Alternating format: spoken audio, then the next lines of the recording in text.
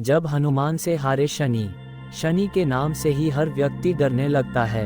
शनि की दशा एक बार शुरू हो जाए तो 7.5 साल बाद ही पीछा छोड़ती है। लेकिन हनुमान भक्तों को शनि से डरने की तनिक भी जरूरत नहीं। शनि ने हनुमान को भी डराना चाहा, लेकिन मुंह की खानी पड़ी। आइए जाने कैसे। महान पराक्रमी हनुमान अमर हैं। पवन पुत्र हनुमान रघुकुल के कुमारों के कहने से प्रतिदिन अपनी आत्मकथा का कोई भाग सुनाया करते थे। उन्होंने कहा कि मैं एक बार संध्या समय अपने आराध्य श्री राम का स्मरण करने लगा तो उसी समय ग्रहों में पाप ग्रह मंद गति सूर्य पुत्र शनि देव पधारे। वह अत्यंत कृष्ण वर्ण के भीषण आकार थे। वह अपना सिर प्रायः झुकाए रखते हैं। जिस पर अपनी दृष्टि डालते हैं वह अवश्य नष्ट हो जाता है। शनिदेव हनुमान के बाहुबल और पराक्रम को नहीं जानते थे। हनुमान ने उन्हें लंका में दशग्रीव के बंधन से मुक्त किया था। वह हनुमान जी से विनयपूर्वक किंतु कर्कश स्वर में बोले, हनुमान जी, मैं आपको सावधान करने आया हूँ। त्रेता की बात दूसरी थी, अब कलियुग प्रारंभ हो गया है। भगवान वासुदेव ने जिस क्षण अपनी अवतार लीला का समापन किया उसी क्षण से पृथ्वी पर कले का प्रभुत्व हो गया। ये कलियुग है। इस युग में आपका शरीर दुर्बल और मेरा बहुत बलिष्ठ हो गया है। अब आप पर मेरी 7.5 की दशा प्रभावी हो गई है। मैं आपके शरीर पर आ रहा हूँ। शनिदेव को इस बात का तनिक भी ज्ञान नहीं था कि रघुनाथ के चरणाश्रितों पर काल का प्रभाव नहीं होता। करुणा निधान जिनके हृदय में एक क्षण को भी आ जाते हैं, काल की कला वहां सर्वथा निष्प्रभावी हो जाती है। प्रारब्ध के विधान वहां प्रभुत्वहीन हो जाते हैं। सर्व समर्थ पर ब्रह्म के सेवकों का नियंत्रण संचालन पोषण प्रभु ही करते हैं। उनके सेवकों की ओर दृष्टि उठाने का साहस कोई सुर असुर करे तो स्वयं अनिष्ट भाजन होता है। शनिदेव के अग्रज यमराज भी प्रभु के भक्त की ओर देखने का साहस नहीं कर पाते। हनुमान जी ने शनिदेव को समझाने का प्रयत्न किया, आप कहीं अन्यत्र जाएं।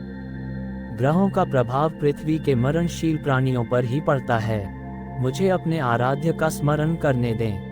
मेरे शरीर में श्री रघुनाथ जी के अतिरिक्त दूसरे किसी को स्थान नहीं मिल सकता। लेकिन शनिदेव को इससे संतोष नहीं मिला।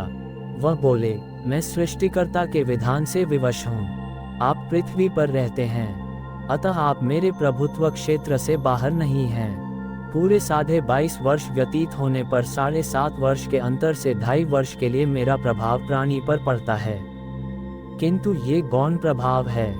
आप पर मेरी 7.5 आज इसी समय से प्रभावी हो रही हो। मैं आपके शरीर पर आ रहा हूँ, इसे आप टाल नहीं सकते। फिर हनुमान जी कहते हैं, जब आपको आना ही है तो आइए, अच्छा होता कि आप मुझ वृद्ध को छोड़ ही देते। फिर शनिदेव कहते हैं, कलियुग में पृथ्वी पर देवता या उपदेवता किसी को नहीं रहना चाहिए। सबको अपना आवास सूक्ष्म लोकों में रखना चाहिए। जो पृथ्वी पर रहेगा वह कलियुग के प्रभाव में रहेगा और उसे मेरी पीड़ा भोगनी पड़ेगी। और ग्रहों में मुझे अपने अग्रज यम का कार्य मिला है।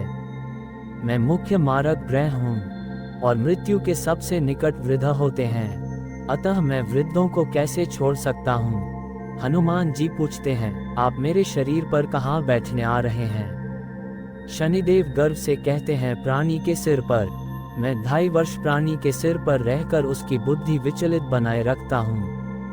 मध्य के 2.5 वर्ष उसके उदर में स्थित रहकर उसके शरीर को अस्वस्थ बनाता हूँ। वह अंतिम 2.5 वर्ष पैरों में रहकर उसे भटकाता हूँ। फिर शनिदेव हनुमान जी के मस्तक पर आ बैठे तो हनुमान जी के सिर पर खाज हुई। इसे मिटाने के लिए हनुमान जी ने बड़ा पर्वत उठाकर सिर पर रख लिया। शनिदेव चिल्लाते हैं, यह क्या कर रहे हैं आप।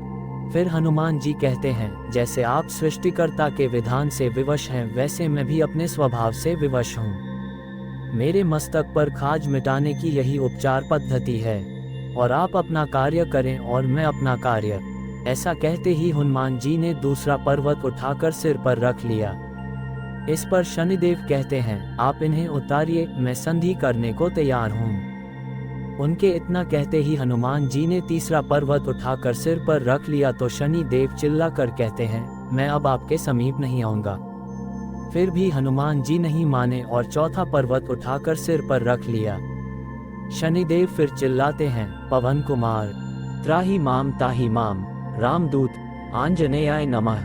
मैं उसको भी पीड़ित नहीं करूंगा जो आपका स्मरण करेगा। मुझे उतर जाने का अवसर दे। हनुमान जी कहते हैं, बहुत शीघ्रता की, अभी तो 5वां पर्वत शिखर बाकी है। और इतने में ही शनि मेरे पैरों में गिर गए और कहा, मैं सदैव आपको दिए वचनों को स्मरण रखूंगा। आघात के उपचार के लिए शनिदेव तेल मांगने लगे। हनुमान जी तेल कहाँ देने वाले थे? वही शनिदेव आज भी तेल दान से तुष्ट होते हैं।